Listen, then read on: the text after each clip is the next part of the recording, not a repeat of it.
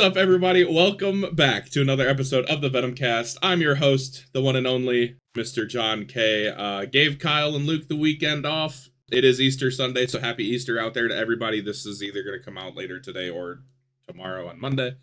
But I'm very excited. We have an awesome guest here today. One of the people that was like, I have a webcam, let's do this thing. Kevin Sargent is here. Very excited to have you in our recording studio. This is gonna be awesome. Thank you so much. Yeah, I'm excited. I've been looking forward to this for a long time. You are one of the OGs. You have been Yep. here since you've been here on and off since season 1, Yeah. which I'm sure we'll talk about. You and Paul Sargent. If you guys don't know Paul is the consummate gentleman, elder statesman of Venom. He is freaking awesome. I love Paul. I'm a big fan of Paul. But yeah, man, welcome. Glad to have you here. I Yeah. know Thank you. Thank you. I know we talked about it before we started recording. There is the driver spotlight, which this is turned into the driver spotlight essentially. Yep. We updated it. It's easier. 1 hour, bam, or 2 hours in the case of turn 200, done, over with. So make sure, if you haven't already, it's in the Discord. Go and read that. It's great. We'll probably touch on some of the same stuff in the podcast, but man, I'm so jacked up. 62 career starts, 3 top 5s, 7 top 10s, the owner of Raging Moose Racing. I think you have Paul, Rodney. Is there somebody? Yeah, Josh Jackson. Jackson. I think even if we didn't have Paul, we would be the oldest team average age in Venom. Even if we took Paul out of the equation. Jeez. Used to you guys. It used to be you and Andy. Was Jeremy there too then, or was it just you, Andy, and? It was me, Dad, Andy, and Steve, I believe. Oh, that's right. Was the first iteration of Raging Moose. Then Luke Peterson ran with us for a little while. Raging Moose has an amazing history of creating great drivers after they leave the team. I mean, Andy was really good for you guys when he was there too. I believe that win at his first career win at the Roval, I believe that was driving for you guys, was it not? Yes, yeah, okay. I think it was. Yep, and I think Luke I don't remember if Luke. No, he was off before. I think he didn't win for us. I don't think, but he came close a couple times. Yeah, Luke was really good. Garrett snatched him up with a quickness. Yeah, Garrett has a tendency to do that. Yeah. So how did you? Tell us your background. Like, were you obviously a race fan beforehand? We can see the diecasts in the background. Did Paul? I'm guessing Paul got you into racing. Absolutely. He always watched on Sundays. That's the whole reason I started watching was, sitting down with him. He'd have it on TV. I'd watch it. We actually went to the first time we went to New Hampshire. Why am I blanking on the name of the track? Anyway, New Hampshire Motor Speedway. I was trying to come up with the city, but we went to New Hampshire Motor Speedway the first year that NASCAR ran there. It was me, my dad, and my grandfather. And that was really, we've gone to some local races and stuff before that, but once I got and saw an actual, fairly big track and got to see these cars on it, I think that was what really hooked me into racing. That's awesome. So when would that have been? Oh, it was a long time ago because I'm not even sure. I was in high school. It was a long time ago. I don't remember exactly when, but the Google machine is telling me 1993. Do you remember who won the race? I do not remember who won that race. I'll give you a hint. He's on your track up above you. Oh, was it Rusty? Yeah, it was Rusty Wallace. That's cool. I think that was. No, I was a Rusty fan then. I can't believe I didn't remember that. I mean, Yeah, man, that is so cool. So were you there? Did you? It was not like a yearly thing. Did you guys go to it every year or? No, we went that year, and then what was I was 14 Mm. back then, and then when I was in high school and early college, we went to Michigan, and Oh we've wow. seen a couple, and we've been back to New Hampshire a couple times. Yeah, and We actually had hot passes one year when we went to New Hampshire not too long ago. oh Um, really? my brother and I, my brother and I, my brother got the hot passes, and we kind of surprised my dad with them, and That's actually got to hang out back there. And I tell you, those pit stops they do, watching them on TV does not do those pit stops any justice. They are so much faster live when you're standing right there. It's that's incredible. that's insane. Um, so yeah, you live in Maine. Yeah, For the people that don't know, Paul, I thought also lived up there, but he lives in Indy. So me, Dad was born and raised in Maine, I got you. Okay. and Um, we moved quite a bit. He was an insurance auditor for Liberty Mutual, and so we moved actually quite a bit. And he had been living in New Hampshire when we first started racing on iRacing together, and then fairly recently, a few years ago now, moved out to Indianapolis to be closer to my stepmother's family. I got you. Yeah, me and Paul are neighbors, basically, like a 2 hour Yeah, drive from Paul. pretty close. Um, it's just he worked for Liberty Mutual. That's awesome. He did Does for it his entire career, pretty much. I mean, I think he started with Liberty real shortly after he graduated college, and he was with them basically for life. the real question is does he know Limu the emu? I don't think I think he might have retired before Limu came. Really? Oh, Yeah, come on. So Paul, I know we need to they were just petition. revamping it. I remember him telling me right after he retired was when I think they revamped the whole thing, because he was telling me they did this huge study and determined that yellow was the most attention grabbing color. So Yeah, that's why Liberty Mutual has yellow all over everything now. yeah, that makes a lot of sense. Wow, we need somebody needs to write Liberty Mutual and get Paul in a damn commercial, and Yeah, somebody needs to get him a Liberty Mutual truck because I think that'd be awesome. yeah, Um, yeah. Paul, we were talking. Well, before we can get in how you got into Venom, how did you guys get into sim racing? So I've played racing games my whole life. I remember when I was a little kid, we'd go to a pizza place, and I have no idea what it was called anymore, but I remember they had pole position, Mm, and I would stand there. I would just beg my parents for quarters all night long so I could sit there and play pole position. And then we had the Atari 2600 or whatever it was, and then I've had at least one of however many video game systems there were through each iteration. So like we had the Nintendo, and they had Days of Thunder was on that, which was an awesome game because you could control the pit crew too. Um, how have I never so heard of that before? oh no, like you'd pit and you had to control the pit crew to change the tires and gas it up and everything. That's freaking awesome. Um, and then I started as soon as NASCAR started making games, I was playing those. And how I really got into iRacing was, I think it was around 2014. I had just gotten the new NASCAR game after there'd been a long stretch where they didn't release one. And my wife had bought me the steering wheel for my birthday. She got me a Logitech 920 for my birthday. And I was playing that, and then I had no idea what iRacing even was at that point. And I started Googling, how to race people online. I figured there must be something. And I found iRacing.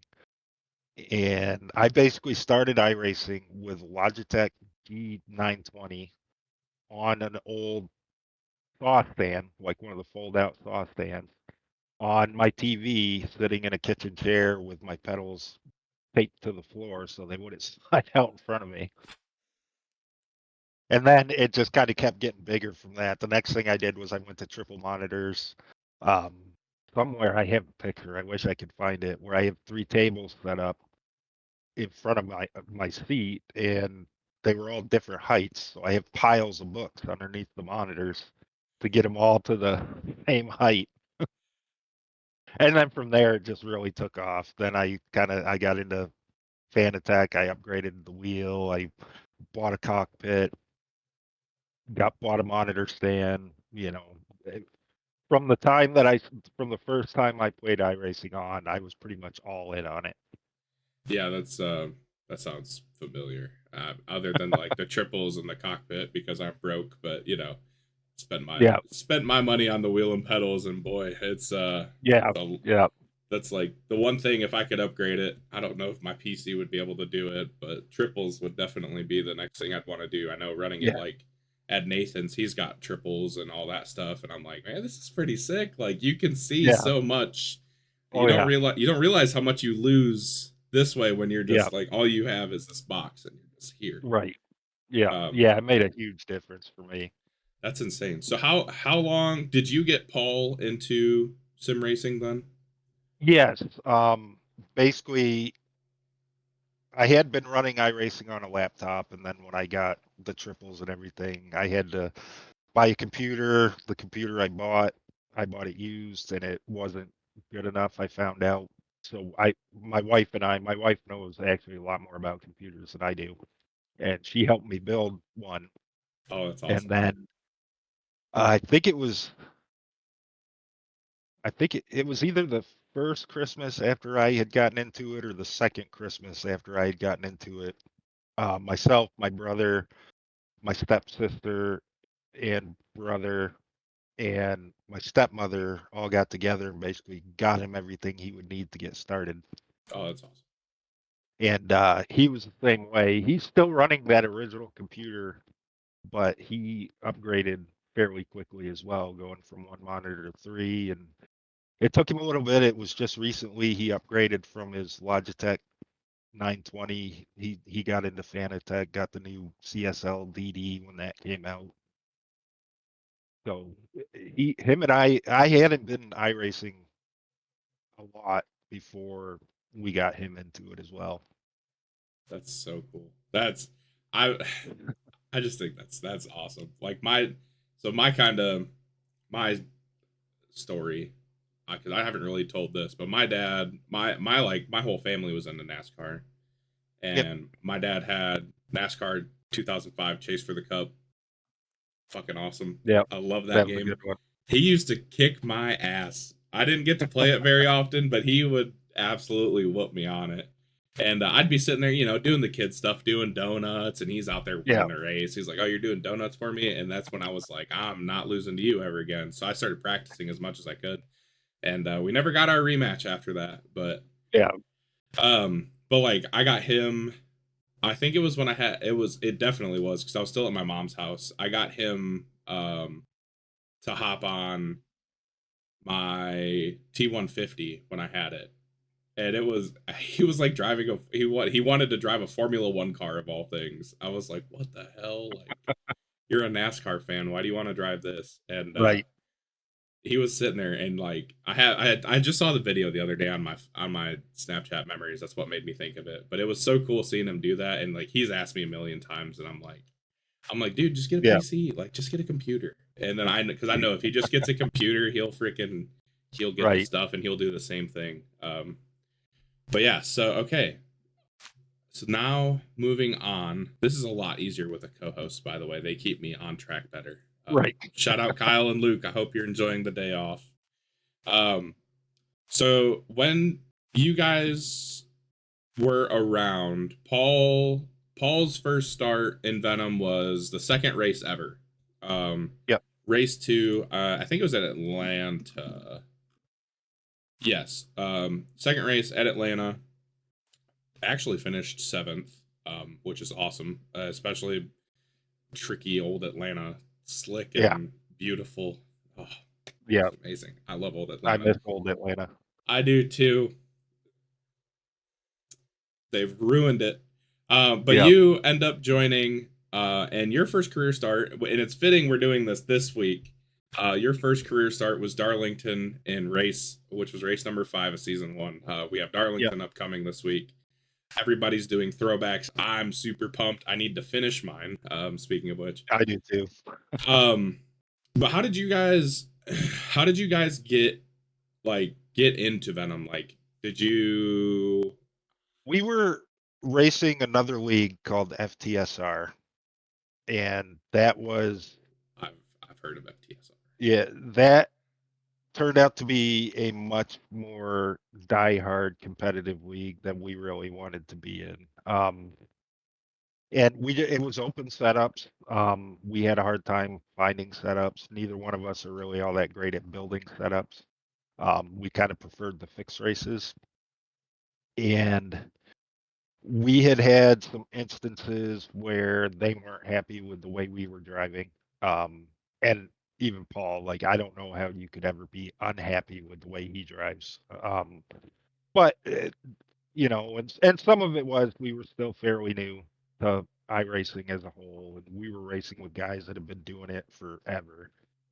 And I can't remember who we were teamed up with. One of the guys we were teamed up with was friends with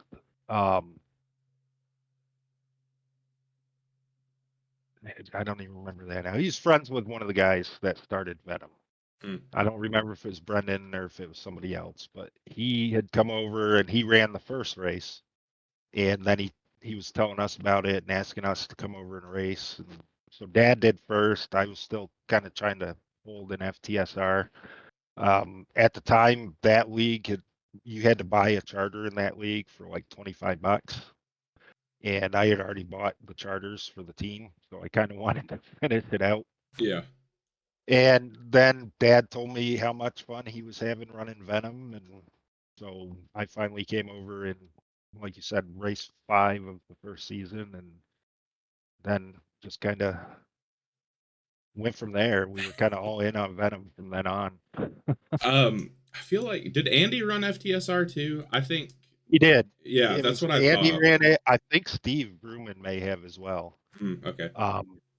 But one of the whoever it was we followed over, he had gotten booted from the league actually, and I don't think he ever came back. And I wish I could remember his name now. Oh, Jeff And Langston. for some reason, yeah, I think it was Jeff. If I remember right, he's the one that told us about Venom and got us into Venom. Last I heard, Jeff was building the house. Somebody said he was coming back for Nashville, but they clearly lied to me. Just to throw I'd me like off to my see him game. come back.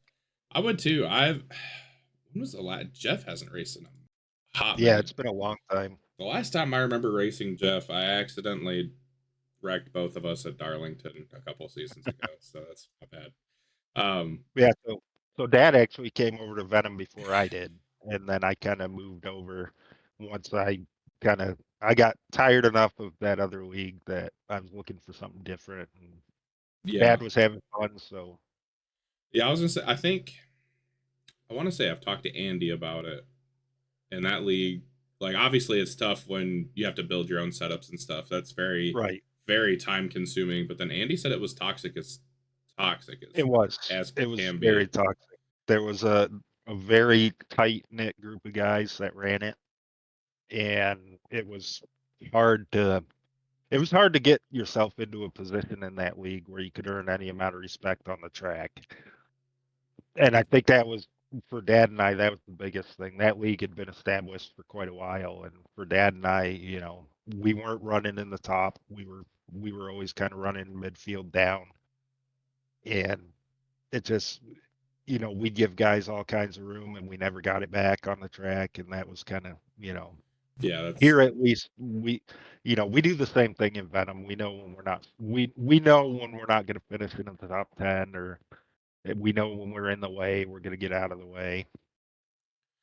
yeah, I was gonna say that's I mean that's just like a common courtesy thing too, is just to give people a little bit of room. And I mean, Yeah. I think that's what's so great about Venom is like we have the tight knit group of guys, everybody is so willing to, give Yeah. for the most part.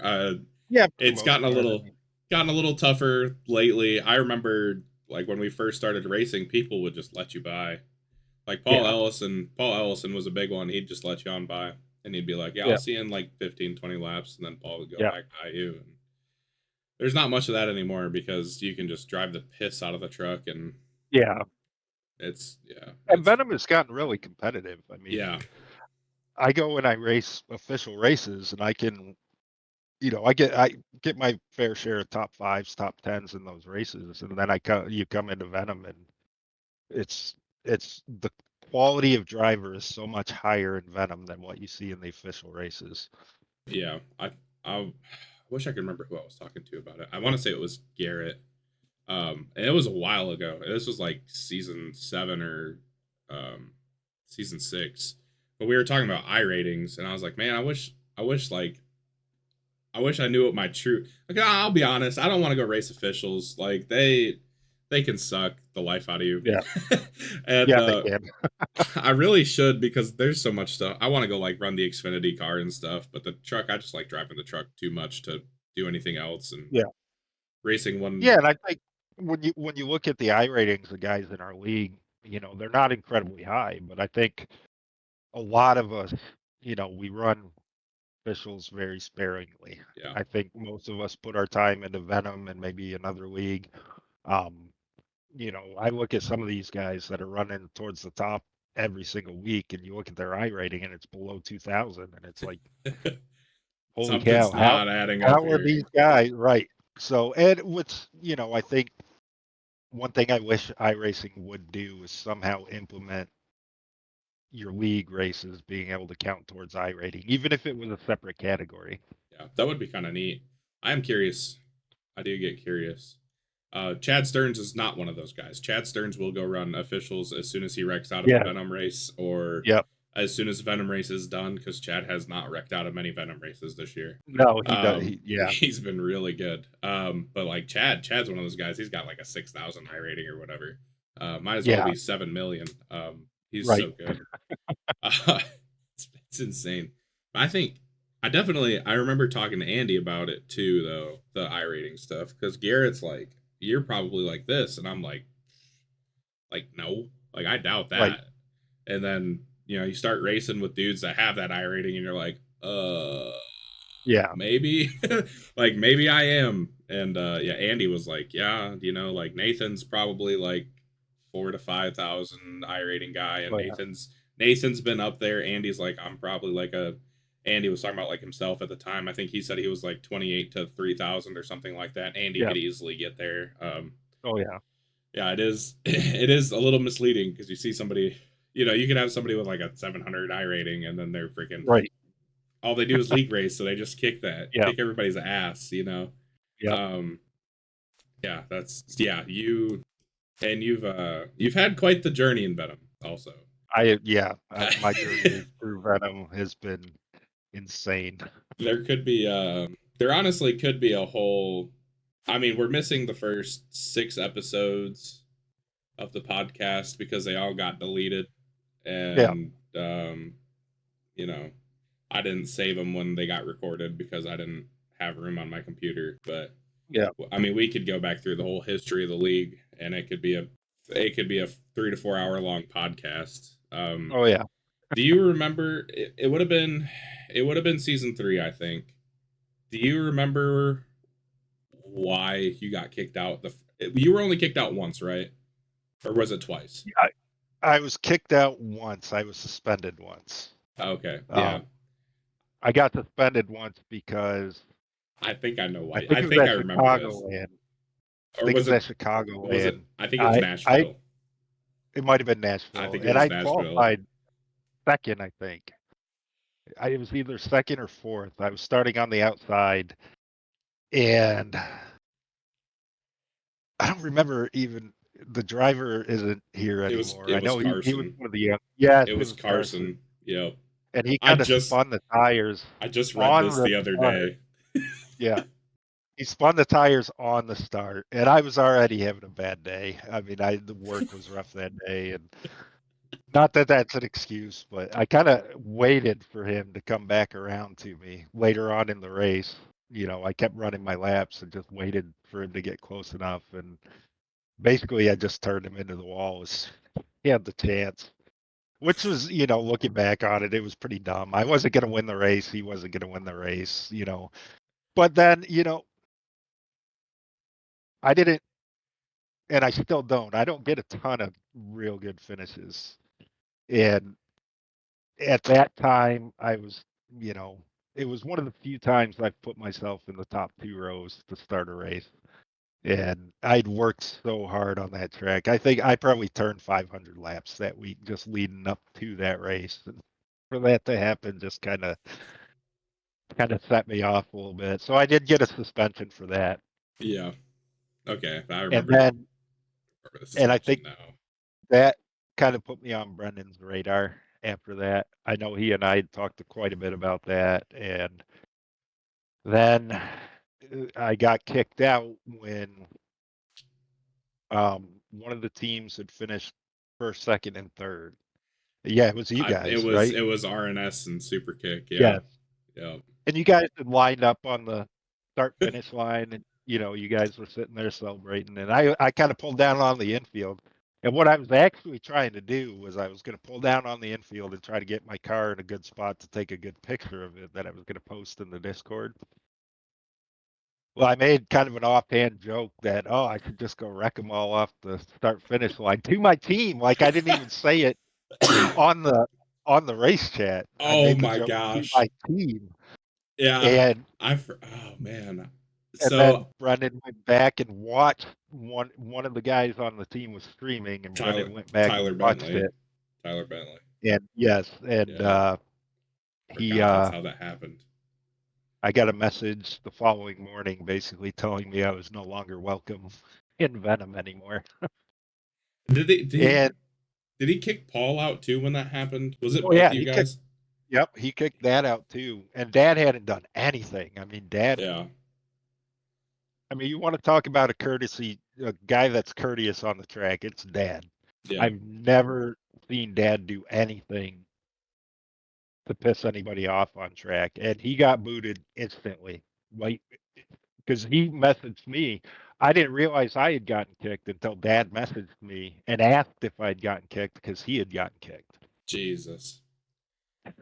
That's a mess. Yeah, I forgot. I forgot that that's how I knew that's what it had to do with, but I couldn't remember how he had found out. It's because Tyler Yeah, Bentley was it was. streaming it on Twitch. That's right. Yep, and he went back and watched this stream and heard me say that, and then he stopped. Like apparently after he heard that, he stopped watching the stream because, and you know, shortly after I said that, I was, you know, I'm just joking, guys. I'd never Yeah. do that, and I'm Yeah. lining up for the picture, and you know, I think I was I think I was a lot more aggressive back then on track, and I Mm. think a part of it had to do with my displeasure with how some of the things were being run. Yeah, and that's a fair displeasure to have, honestly. It was. I'm sure we'll get into it someday. Yeah. We'll get in. I'll get. I don't know who it would be. It'd probably have to be Garrett. Me and Garrett could go through all this stuff. Yeah, oh yeah. Garrett will Yeah. set me straight on a lot of it. But yeah, that was ugh, Yeah. that And I was a think it tough was, time. what was it? It was that season that Ryan took over, I Yeah. think, Yep. Right several before weeks later. Bristol Dirt. So what ended up happening? We'll see how good my memory is. So this is literally in the middle of season 3. So everybody went through season 1. I'm sure things were fine. Between whatever, I know stuff was like going on between Brendan, Steve, and Jeff already. Yeah. And then season 2, things were okay. I think season 2, honestly, is when this place.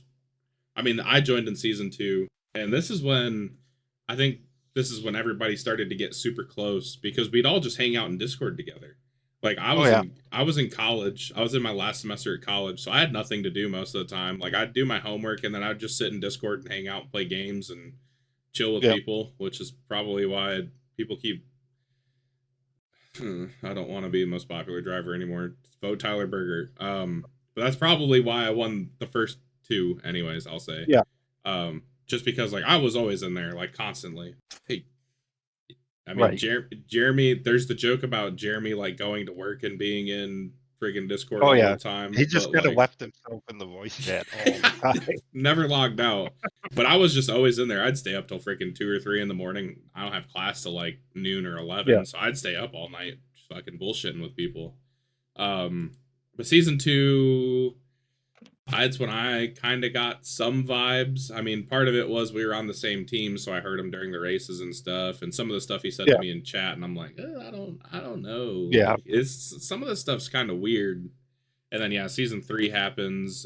Nathan like took a break and then came back and won Texas. yeah, He tried to wreck Garrett at Texas, and then he left. Um, yeah, he couldn't take it anymore, I guess, and left. So yeah, Bristol Dirt was the first race where Ryan was yeah. in charge, and And when then Ryan took over, Dad and I'm pretty sure one of the first things he did when he took over was message Dad and I. yeah, that was I think that all tracks if I'm remembering correctly because like we have a little Facebook group, we had our little RNS Facebook group, Yep. and I remember waking up like me personally waking up and seeing like Discord notifications, and I was like, Yeah. what the hell?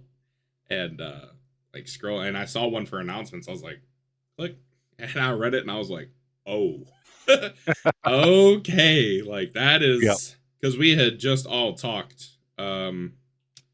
Everybody aired out their grievances. I chose not to Yeah. because I was over the whole deal. I just wanted it to fucking end either way. Either going to do something different or something changed and we stayed here. You know, whatever happened. Yeah. I'm not going to go too deep into specifics. That's for a different day. But then, yeah, he's just gone and big message that said Ryan was in charge, and I was the first one Yep. awake out of everybody in the group chat, and I was like, did y'all see this? Yeah. And Ryan's like, what the fuck just happened? Yeah, and looking back on it, it's really too bad because the league became everything that Brendan had wanted it to be. I think Yeah, Brendan had this vision where we'd all be, great friends and tight, and you yeah, know, we'd talk and stuff, and it kind of became what he envisioned after the fact. yeah. Except for the part where he wanted us all to basically be his little NPCs at the same time, also, True. which That was also I wasn't a fan of. But yeah, I yeah, mean, at the end of the day, yeah, that did that part of it, yeah, it became a thing where we all just literally just became a big old family. I mean, yeah, I'm better friends with a lot of the people in here than I am with people I went to college with for, yeah. for years that I'm not friends with anymore, or people I went to high school with that I was friends with that I'm not friends with anymore. And it's, we've been in Venom for about the same amount of time that Yep. we were in school. So it's kind of nuts. Yeah. Yeah, it is. It is it's pretty outstanding that we've stayed together this long, and I'm It is. glad. It's impressive.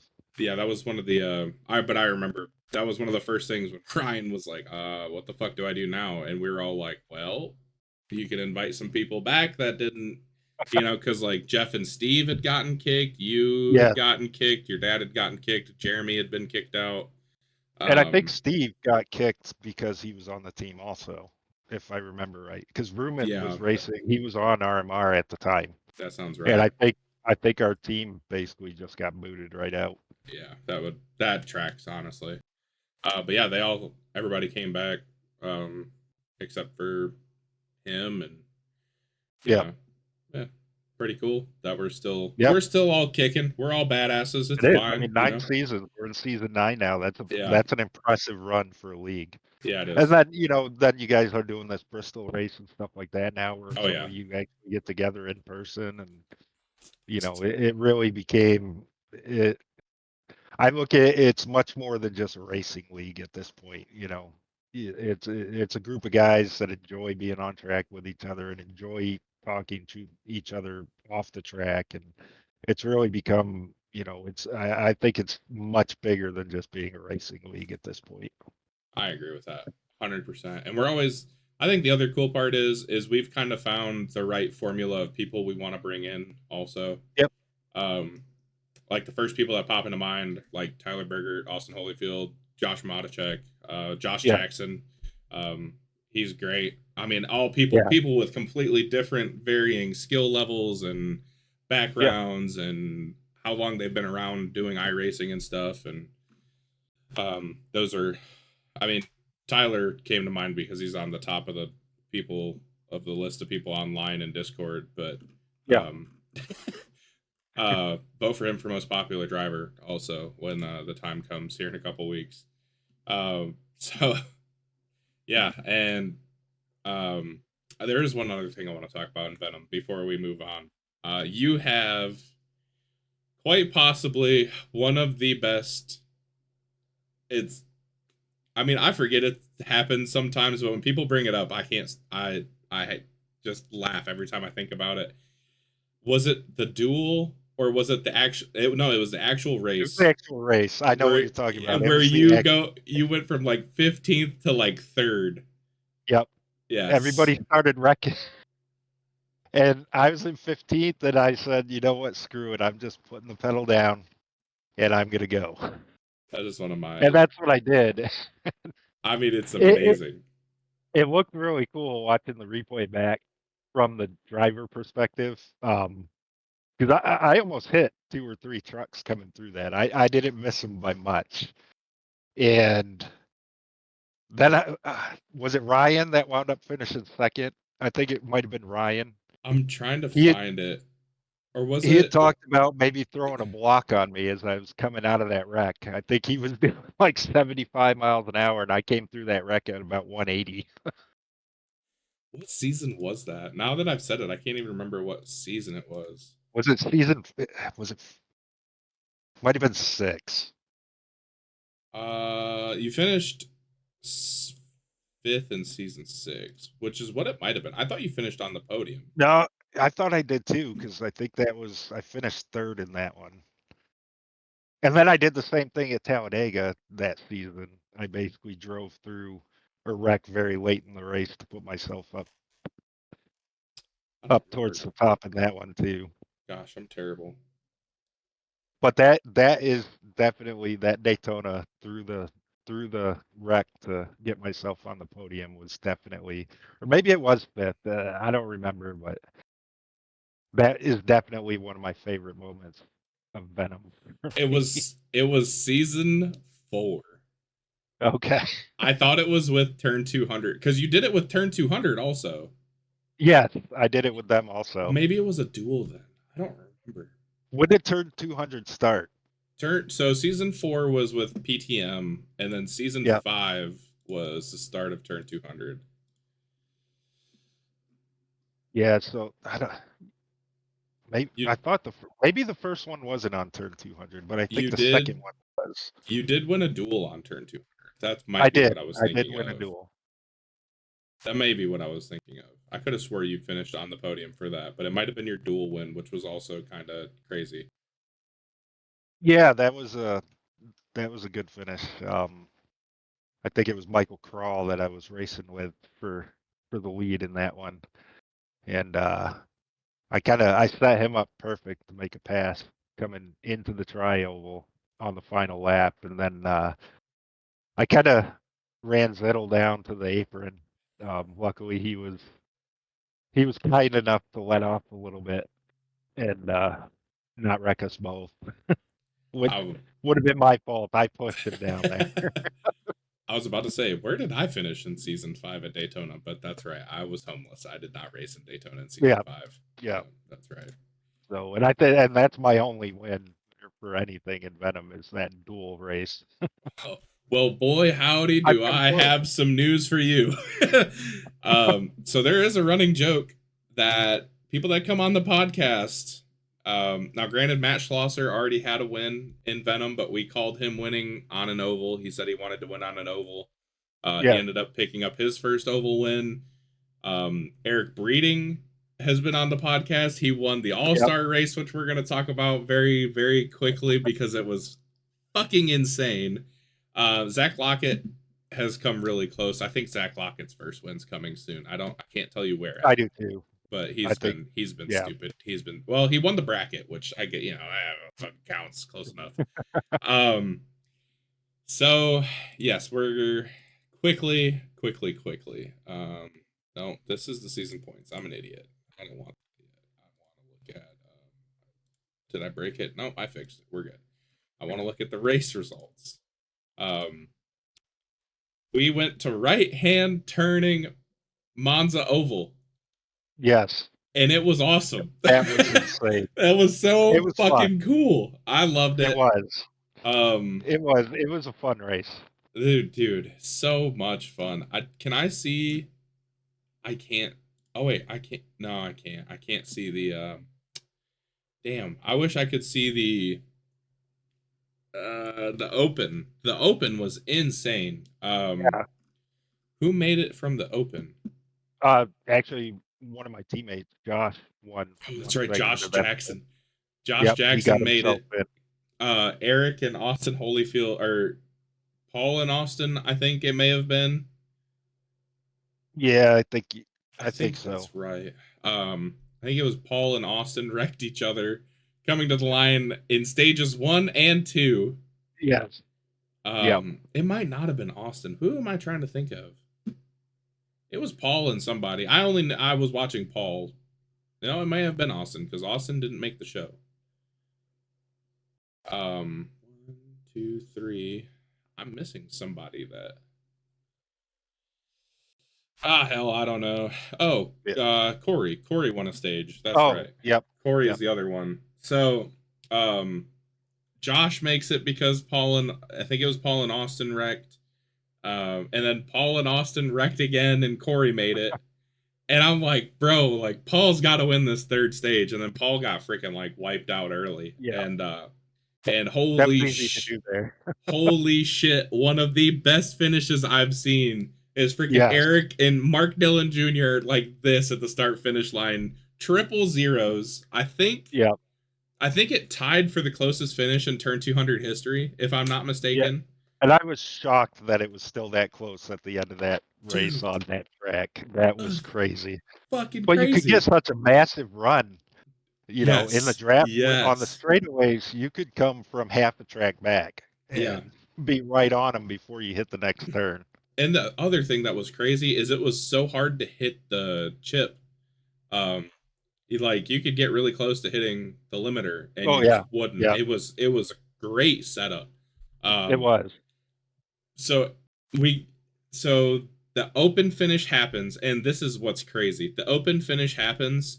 Mark Dillon actually won the open by 0.0002 over Eric. Like it gave Mark the win. So then, like, snap decision, league council's like, we're putting Eric in the show too. Like, fuck it. It's the All-Star race. That was a good choice, I think. It was a great choice. Eric ends up winning the All-Star race in another just crazy finish. Luke and Josh Freed are like bouncing off of each other and fucking like flying through the air. I told Luke, so we're coming out of 1 and 2, and I said, hang on, Luke, the help's coming in the middle of 1 and 2, because I was gonna push Luke to Kingdom Come. We were either not coming off a turn 4 or he was winning the bitch. Yeah. Or that was my plan, at least. I don't know if that actually would have happened. But freaking Jeremy, the thing about you're going backwards, and it is hard to kind of judge what's gonna happen. Yeah. And the setup, as good as the setup was, it'd get a little funky off the corner. Oh yeah. And Jeremy, especially out of 4. Yes, because out of 4 was nuts. That dip coming out of 4, and if you hit that if you were still turning when you hit that dip, you were gonna lose it. You were gone. But Jeremy turned me, and this is the first time this has ever happened. Jeremy turns me coming off a 2. I go upside down. I thought I was gonna throw up. I don't race in VR. I race on a single monitor, and I was upside down, and I was like, "Oh fuck!" Like I was like holding onto my wheels so hard. I was like, "Holy shit!" Like I'm gonna fall out of my chair and everything. It was a fun race. And Luke, and the other crazy thing is I ended up in Ryan's windshield. And Ryan was one of the ones at the end that almost won the freaking All-Star race. It was, I mean, we had 4 people that finished within less than a tenth of a second of each other. Yeah. That's nuts. It was awesome. Yeah. Ryan like gave Eric a big shot as they're all wrecking, and Eric crosses the start finish line first as they're all just wrecking the shit out of each other. Yeah. Um, That was insane. So good news for you, Kevin. You've been on the podcast now. Talladega's coming up soon. Coming up. I really like Bristol too. Dad and I tend to run fairly well at Bristol until we make a mistake. So yes, if I can keep it mistake free, I like I think it's either going to be Bristol or Super Speedway are most likely to be my first win in Venom. Bristol does happen to be like that place. Yeah. If that makes sense. Like, that's the place where a lot of stuff in Venom history has like, oh yeah, like Ryan winning most popular driver, I think season 1 and season 2. That all kind of stemmed from Bristol season 1. Me being whatever the fuck I am. I don't even know what I am. A shithead is what I am. But that started like me figuring out that, oh, I can hang with these guys. Like if everything goes right on a night, I can hang. That happened at Bristol. Andy getting a freaking awesome win that in the same race. Yeah. I mean, Bristol's the place of magic. So it is. Like, as much as it would break my heart to not get the jar of honey that I want really bad, if you won Bristol, I would be so excited. If you win any race, I'll be super pumped if you win anytime, obviously. Yeah, I think it's going to come eventually. I think it's just, for me, I don't think I'm ever going to be one of the guys that is going to just drive away with the race. But if I hit the strategy right, like Charlotte was a good example. I look back at Charlotte this year, and I think that was probably one of my best races that I've put together the entire time I've been in Venom. I hit the pit strategy right. I was up in the top 12 before I even pit for the first time. I think it was one of my better races, and I think for me so I tried some different pit strategies because I know I'm not gonna be up front all the time. And a couple tracks this year already, I've kind of short pit it, and then at the end I'm making a long run, and everybody else pits, and all I need is that caution, and then the caution never comes. Yeah.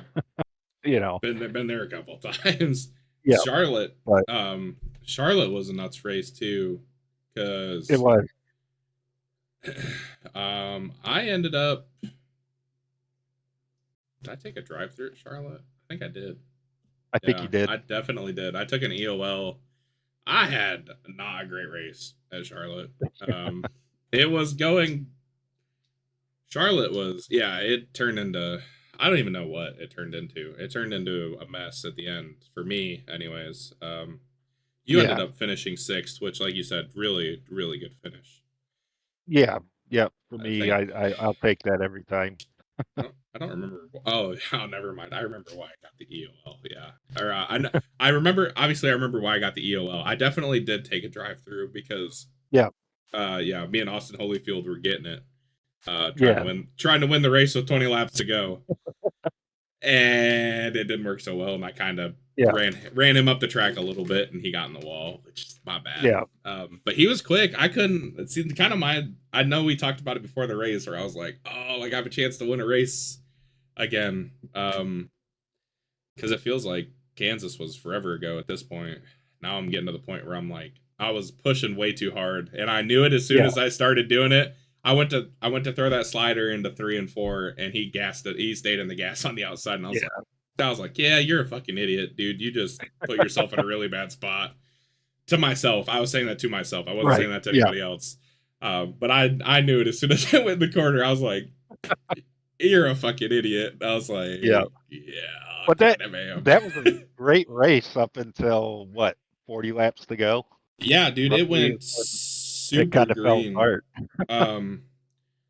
I was, that turned into a fuel strategy race. Andy was gonna win that race, I think, on fuel strategy. Yeah, I think he was. He was 1 lap to the good. I was 1 lap short, and I wasn't gonna make it.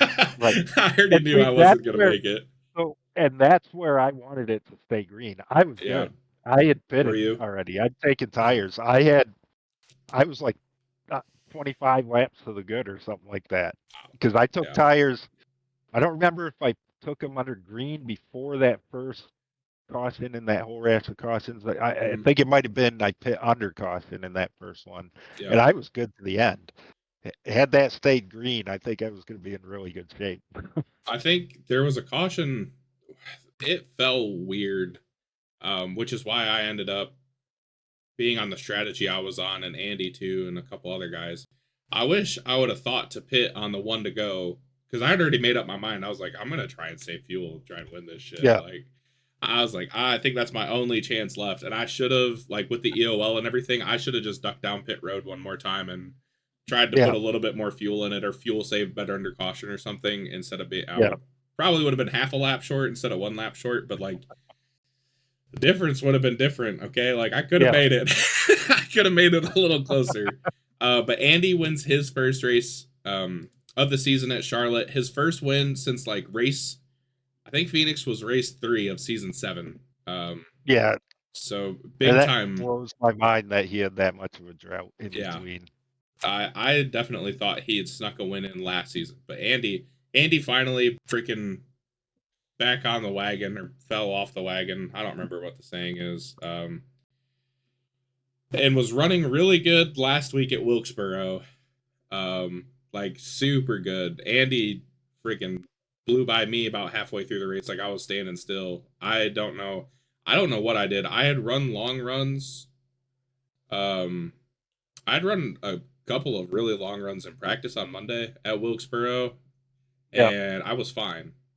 Like one run, I was like a little all over the place, but not as bad as I was in the race. And it was like I was like, yeah, oh, I was literally like, that is the first time in a long time I've just been hanging on, and I'm like, oh my god, like what the hell did I do to my tires? yeah, And I busted my ass. I yeah, busted my ass straight up. Brought out a yeah, yellow, embarrassing as shit. Um, my only goal, I wanted stage points. And I was sitting there trying to hang on. Josh Matichek went around me, and Hayden, I think, was to my inside, and I went to gas it up off of 4. And I had been struggling off of 2 a lot. Like, could not put the power down off of 2. It was yeah. insane. But off of 4, I was fine.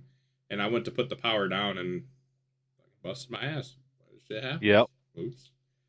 North That Wilkesboro is a tough that one. sucked. That's a tough spot. Yeah. Yeah. It was And that was another one I short pitted on that one on the first pit as well. oh really? I was actually we had a really long green flag Yeah. It's run like in that 70. race. Yeah, I wonder who fucking ruined it. 75 laps of green flag running. Jeez, what a Yeah. dick. But I short pitted because I was expecting more cautions than what we got. Yeah. And I short pitted and it stayed green long enough that I almost drove myself back onto the lead lap. Holy I think cow. I was, yeah, I mean, I came out of the pits on fresh tires and I was running like 9/10 of a second a lap faster than anybody, than people that stayed out. And Yeah. I almost drove myself Jesus. back onto the lead lap. But That would have been awesome. I had expected a caution and, I thought maybe I short pit, I get some track position when the caution comes out. And then it just never came. Yeah. Well, that makes sense because, like, looking at the Sim Racer Hub race results, Brody had 51 fast laps, which I don't know how they calculate fast laps, but whatever. Kevin Sargent had 19, which was second out of anybody in the race.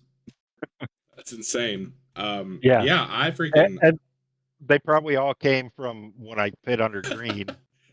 It was probably That's the awesome. 19 laps after I pit under green. Yeah, that was. I mean, like I was prepared for a long run. I kind of had a feeling. I had a good feeling Monday, and I Yeah. was. I do not know what I did. I must have. I did something way wrong. Like my right rear was like 80, and it was Oh, on geez. fire. It was like it Yeah. was hot, and I was like, holy shit! Like, I hate that I brought out a caution because I would have much rather have just been like out there just struggling. Yeah, I did it to myself. I have nobody else to blame. yeah. Um, And I honestly, fuck, I kind that of was bad. expected to do better there than I did because I like short, flat tracks. Hmm. I mean, one of the things I'm always trying to get guys to do is run at Oxford, and I love Yeah. that track. It's short, it's flat, and it's wide in the turns. We still have to 1v1 there in something. Yes, That's yeah. still a thing. I have not But forgotten. you guys were nice enough to set up that Halloween that we ran at Oxford, and Yep. then Was somebody spun me on the pace lap coming to the green. So, Don't know who that would be. Definitely and wasn't me. I still came back and did all right there. I love Ah, that track. yeah. But like We Wilkesboro should. was one I kind of expected I would do fairly well at. And Yeah. I think I probably would have had I not tried to gamble with the pit strategy. Well, and you're a pretty decent short track racer too. Like, I feel like I always see you hovering around like the top 10, and I mean that's tough to do. There's a lot of Yeah, dudes that are way too good. yeah, Um, yeah. So the second half of the race, after the caution came out, we did not have an 80 lap run under green, no, but we did. I would say for being all packed up, we did pretty decent. yeah, I like went back and watched it, and there wasn't that many cautions. Like, I think I pit with 20 to go, and we ran. The last caution came out with 5 to go. yeah, Like, that's pretty. That's pretty good. That's pretty yeah, good. Um. yeah, So yeah. So the second half kind of devolved, turned into a pit strategy game. I think the last time Brody pitted, Brody ended up winning the race. It's his second win of the year. I yes, think Brody pit under that caution where I spun out, and I think that was the last time he pit. Um, yeah, I ended up driving to second. I had the EOL after spinning myself, and I spent however many laps after that berating myself and forcing myself to take really good care of my tires because that yeah, was important. I did a much better job, obviously, because I didn't spin out again. But a yeah, caution came out. I was starting to catch. I was starting to catch the back. So having the EOL, I was stuck behind a lot of guys on old tires that tried to wave yeah, around and didn't. I think they did wave around, but they were just on old tires, still maybe a lap or two down. yeah, And so a big gap opened up between that back group and then the like lead pack group. yeah, And I was starting to run that lead pack group down, and I had started kind of to really get in a good rhythm and figure something out. And then that's when the caution came out, and I was like, "Whoa, I don't know what to do." So I stayed out for that yeah, one. And yeah, that caution came out on like 140, and I was like, "Might as well try it. Like, I have nothing else to do. right, Like, there's 20 yeah, laps left. If it goes green, can try and do something. If it doesn't go green, I think Zittel really shout out to Kyle because Kyle said like, "Oh yeah, those other guys have like 17 laps on their tires or something," and I was like, yeah, "You can make a pretty big difference with like 5 to 8." I was like, "Yeah, we'll oh try yeah, it, whatever." So yeah, I drove up to second, and the caution comes out. And I don't know if I was gonna get there or not. There was 5 to go when the caution came out. I was like 1 second, 1.5 seconds back of Brody.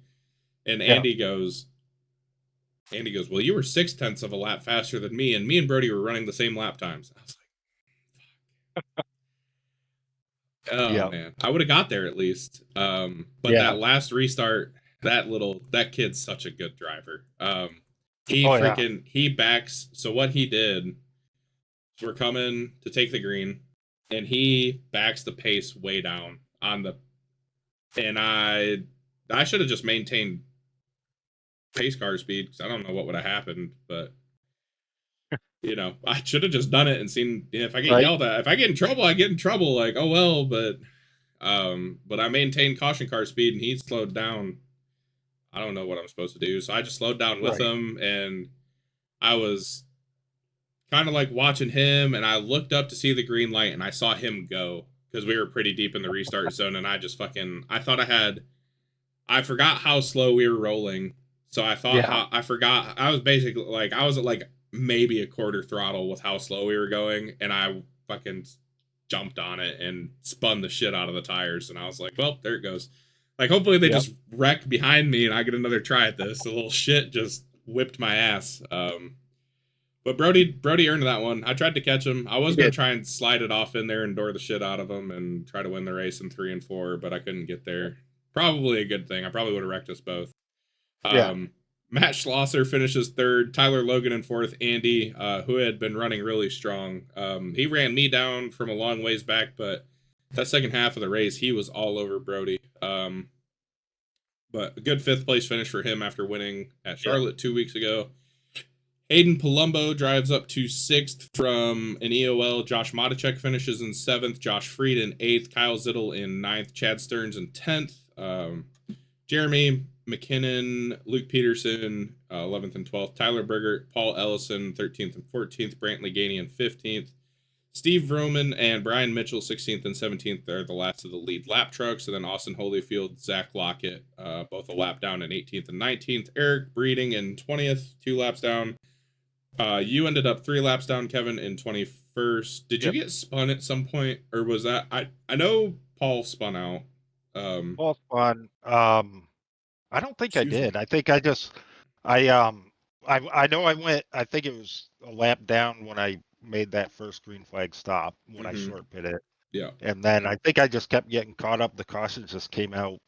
Yeah. From that point, I was just kind of chasing, trying to get back, and just never did. Gary Clark, 26 laps down in 22nd. Cole Maxwell, 28 laps down in 23rd. Paul Sargent, 29 in 24th. Jan, 32 laps down in 25th. Garrett, 32 laps down in 26th. And then Rodney Matney, 33 laps down in 27th. Yeah. Oh, man. Yeah, chaotic race. I had a lot of fun. I love Wilkesboro. I apparently...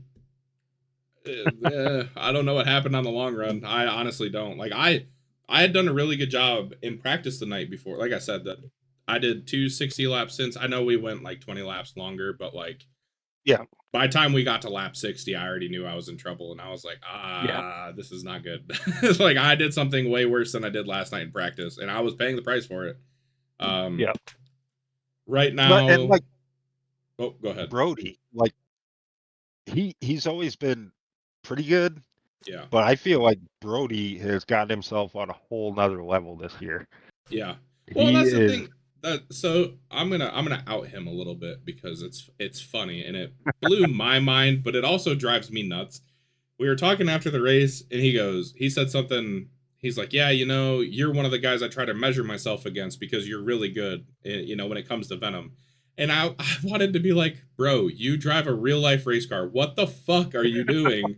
Why are you using me for anything? Like, I am not that good. Like, you constantly... The only reason that kid does not kick my ass every single race he runs is because he gets caught up in shit and wrecks.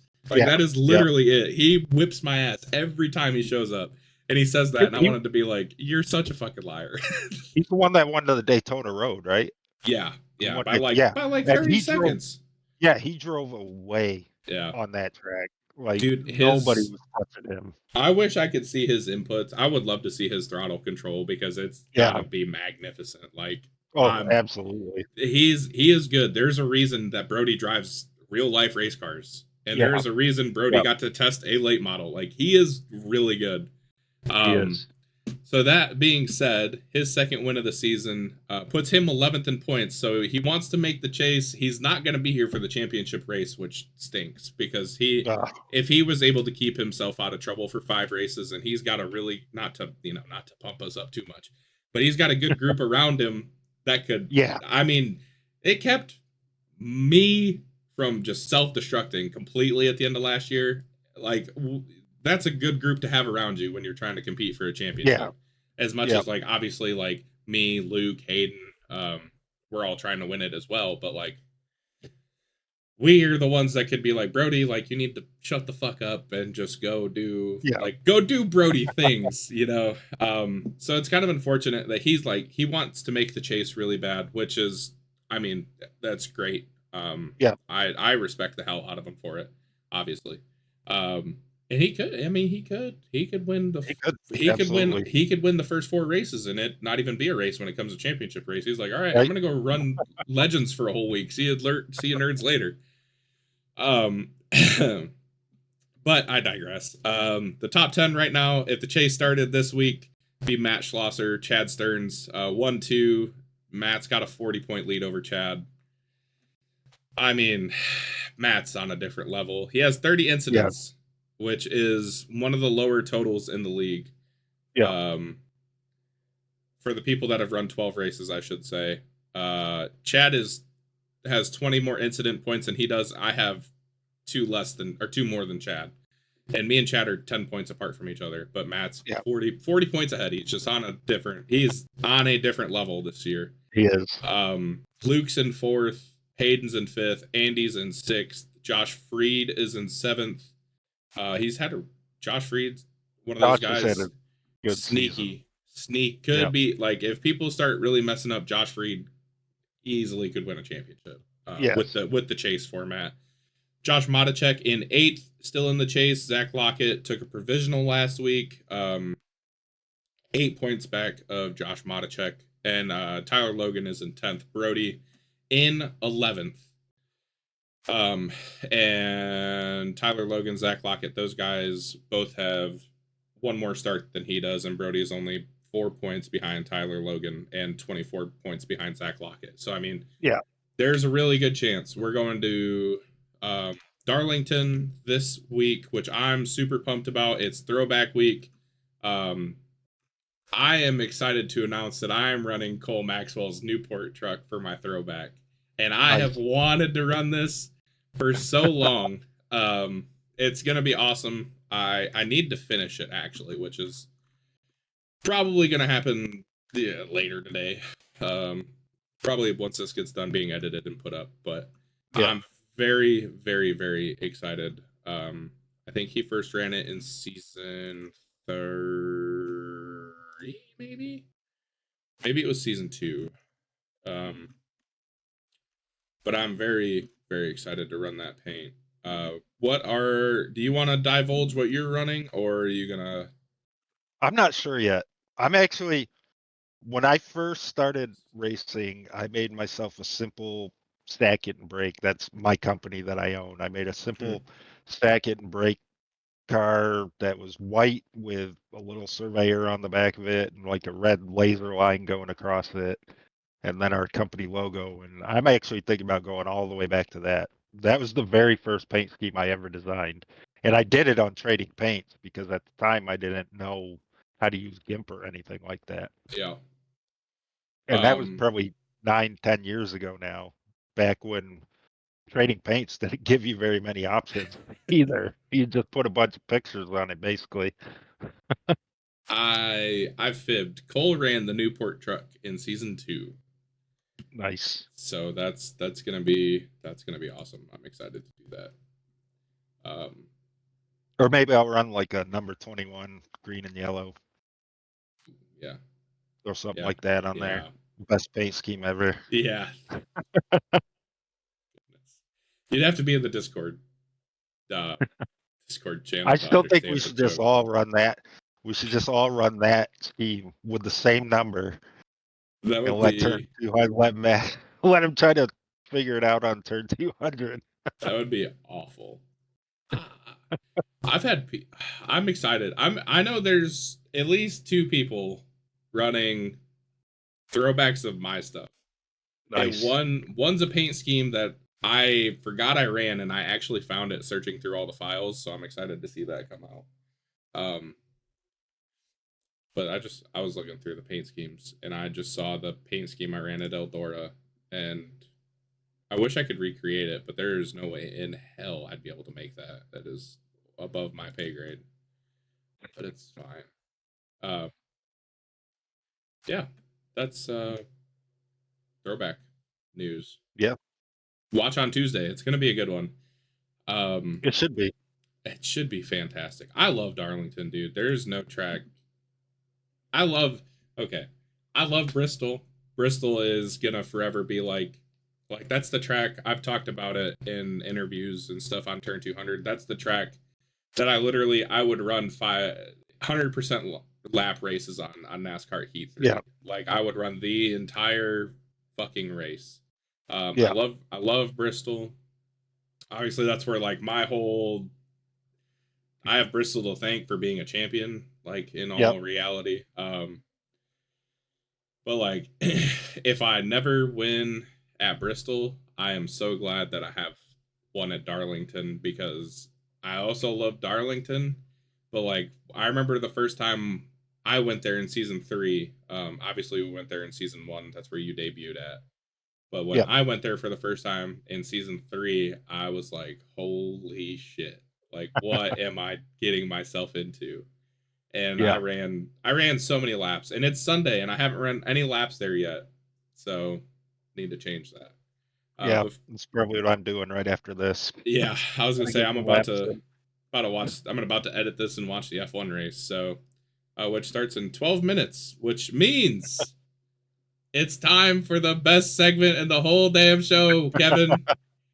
It is time for the top 10. I was hoping a name for this segment would come out. It's time for the. I guess we could call it the top 10. Yep. If we're finished, you're in the top 10. I don't fucking know. We'll come up with something. It's time for 10 questions. Okay. I think I know the answer to number 1, which is what's your favorite track? That actually, my favorite track is probably Michigan. Actually, Really? that is one of the tracks that What? I run better at than. Wow.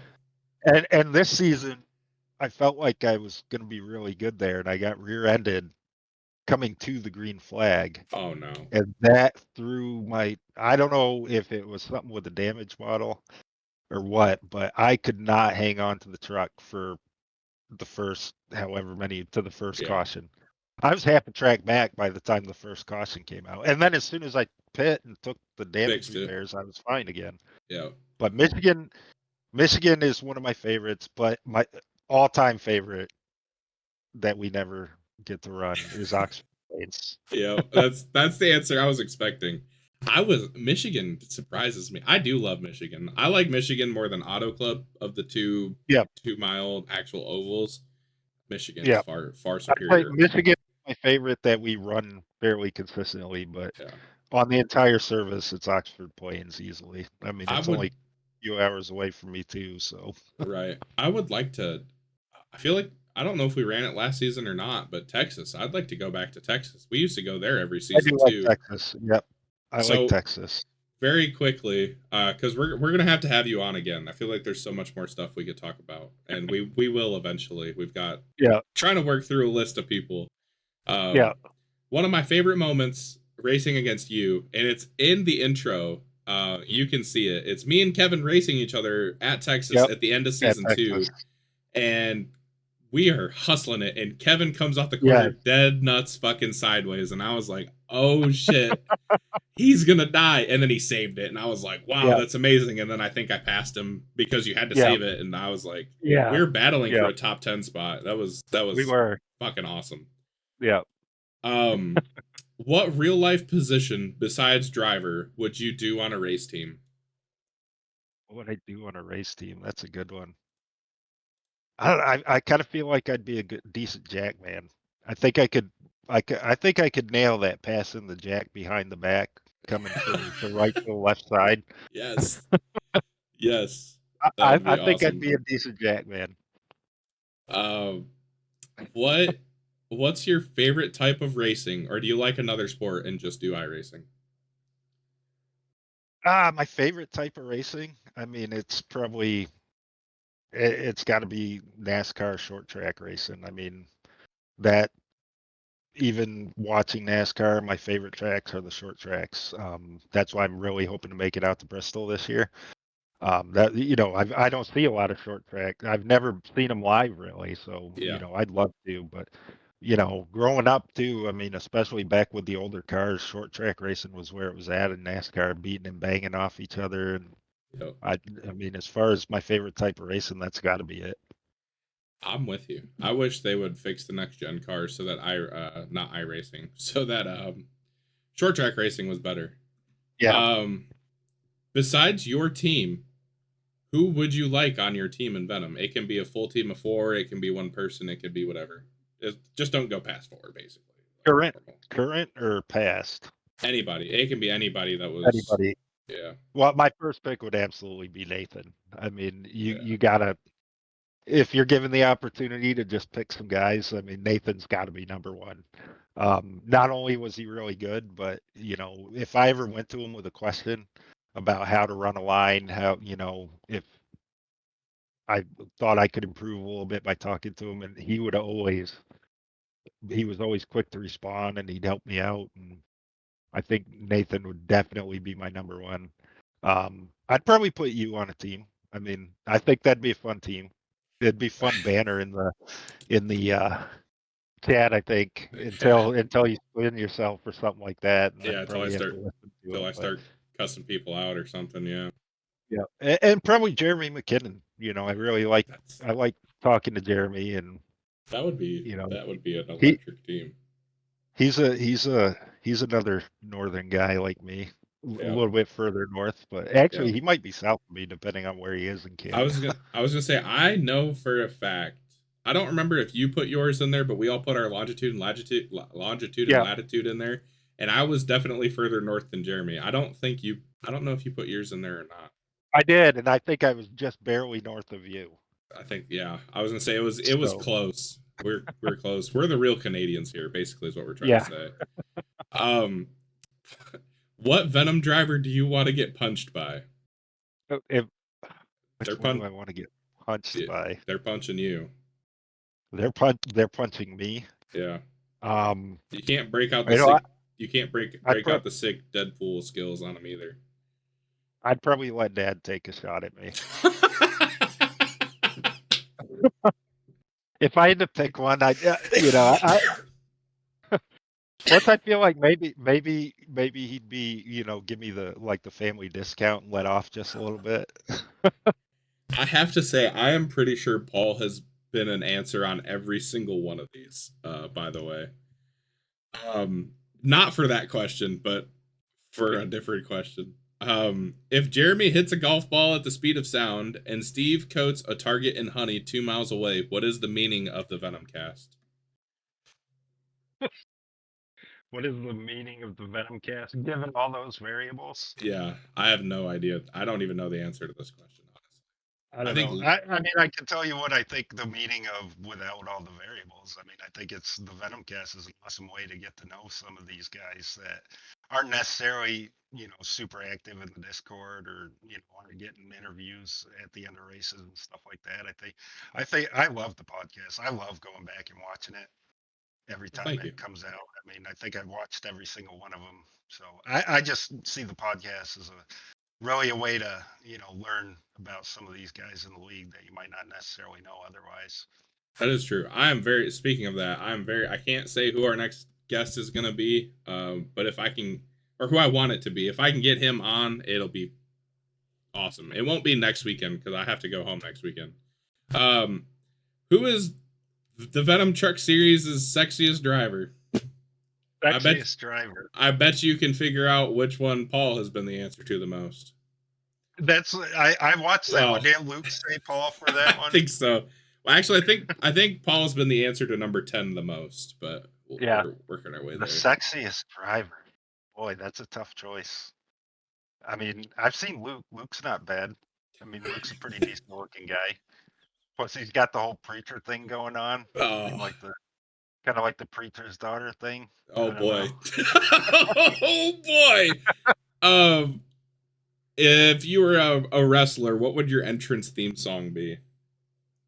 Oh, that's probably my favorite question out of them all. That is a good question. You know what I think I'd go with, just because I've been super into it recently, is Ronald by Falling in Reverse, because it is one of the heaviest songs you will ever listen to in your life.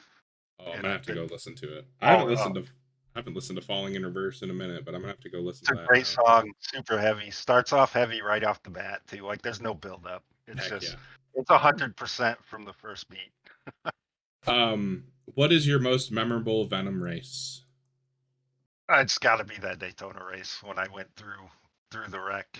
I mean, I still think about that one. Sometimes it's kind of dorky, but sometimes I'll actually cue that up when we're getting ready for Daytona, Yeah, just to try to remember how I did that little bit in of case I have to little do bit it of again. film review. That I is think that's awesome. easily my favorite moment.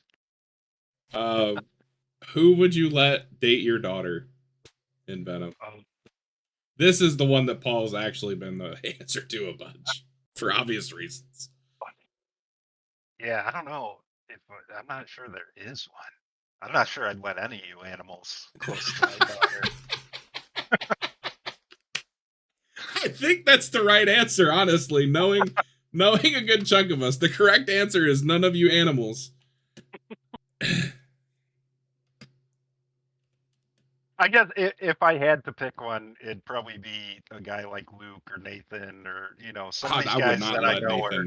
I would not let Nathan anywhere near my daughter. You don't No, think Nathan no, seems like hell no. No, I talk to Nathan on damn near a regular basis. There is no way in hell I would let him anywhere near my daughter if I had one, if they were the same age. I'll go back to my original answer then. Nathan, I love Nathan to death. I'm gonna let people in on something. I mean, if y'all don't already know because of some of the shit he says in Discord, Nathan is a savage individual who does not give a single damn. He is like an 80-year-old man pinned up inside of like 32-year-old's body. He don't give a single shit. He'll just tell you how it is. And it's awesome. But I wouldn't let him date my daughter. All right, I'm going back Good to my thing. original answer then. Good thing Farrah keeps him in line. Whoops up on him from time to time.